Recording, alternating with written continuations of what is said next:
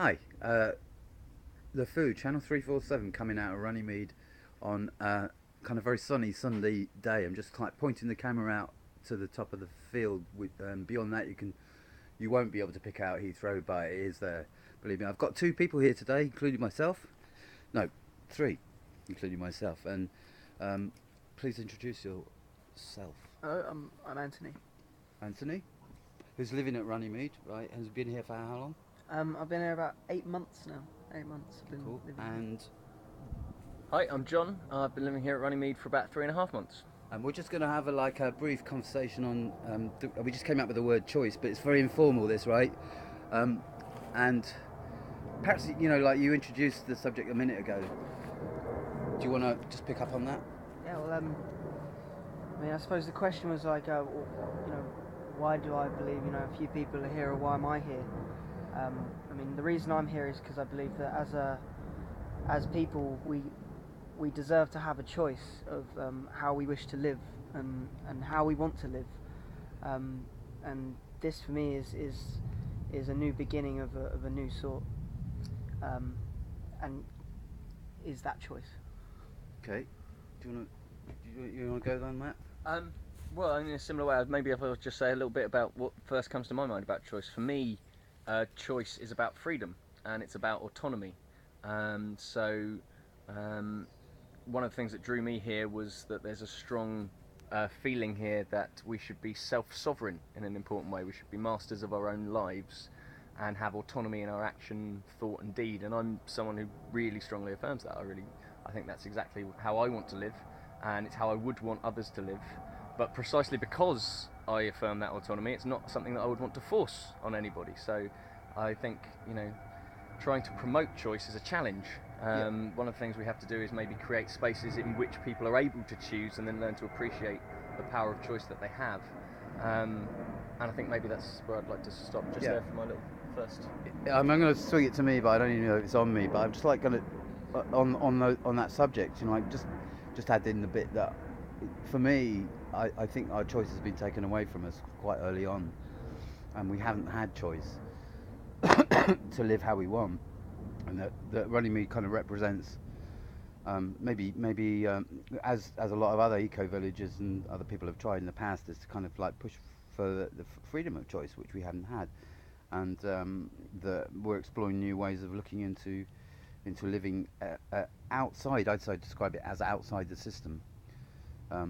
That's me personally, and I really want the system to end and to explore what the whole means, the whole meaning of freedom of choice, and somehow maybe take things out of the system that have been there that I regard as keeping us from it, i.e. money, and the education system, and a whole load of other things that I kind of think that have prevented us from actually exploring the whole realms of choice that we should have.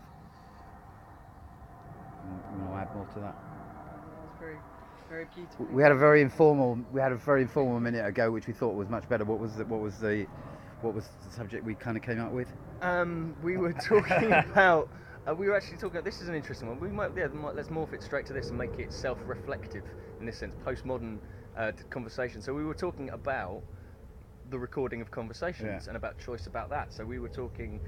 We three obviously have just all agreed that this would be a nice thing to record this conversation and have it available, so we could look at it maybe, or to recognise that it's happened, and the possibility of setting up spaces in which normal conversations are noted in this way. They're recorded. They're put out into the world in a very sort of honest and straightforward and direct way.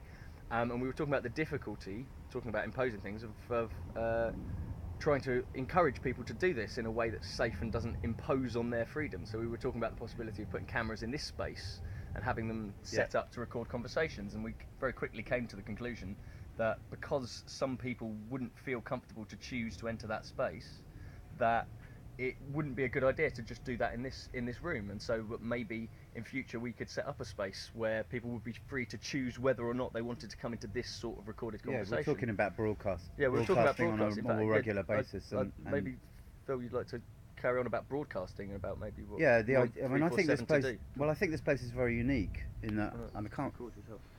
You record myself, okay. I Yeah, just you're think speaking. I just can't see the picture, so maybe you can help me. Yeah.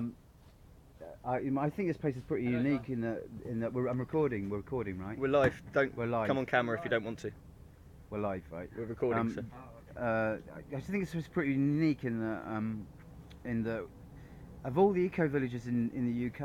I think at the moment, I'm not saying it's forever, but I think that we haven't got rules and we haven't got regulations, and anyone can actually walk onto this site and kind of set up a home almost. There's 41 people living here, and so I think it's had space, right? We've had 2 years here where maybe at least one of those years has been kind of let's say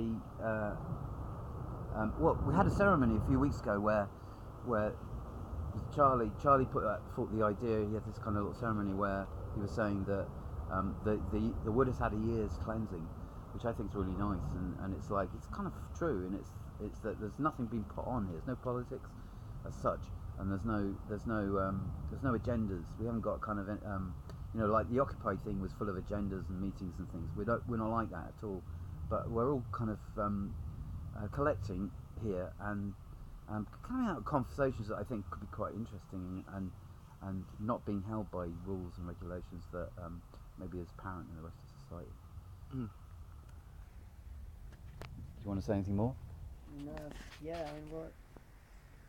Anthony's just kind of is a poet, right? He's just given us one of his poems, and he's also a songwriter. So we've got a kind of bunch of really creative people here, and Anthony's one of them. Maybe I should read it. You read the poem, yeah. It's now 6 minutes. I've only got about another minute, so do the poem, and then I'm going to sum up and just close down. So I wrote this morning, anyway. Okay. Yeah.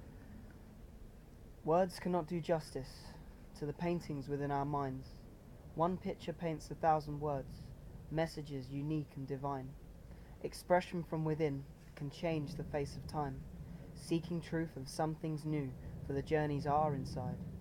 Music sings 1,000 pictures, beautiful and sublime, but pictures inspire the artist's song, all arts combined. Flowers of the cosmic garden, gently swaying side by side, until the winter's frosty kiss, and the flowers all seem to hide. Then once again the spring is sprung, the sun comes out to shine, giving loving warmth to the gardens of life, revealing their intricate design. Rivers flow like the winds that glide, they drive in nature's rhyme. I actually messed up. Carry on. Rivers flow like the winds that glide, they dance in nature's rhyme. Where they go is still unknown, but their energies are entwined. The message of the artist's heart is soft but hard to find. Through doors unlocked and windows now open, can be seen without the eyes.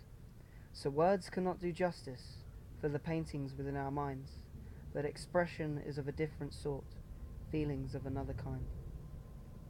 Thank you very much, Anthony. That was really nice. And I just thought I'd end with a picture of the castle realm and Miss Frizzle's adventures on. I think I like the picture.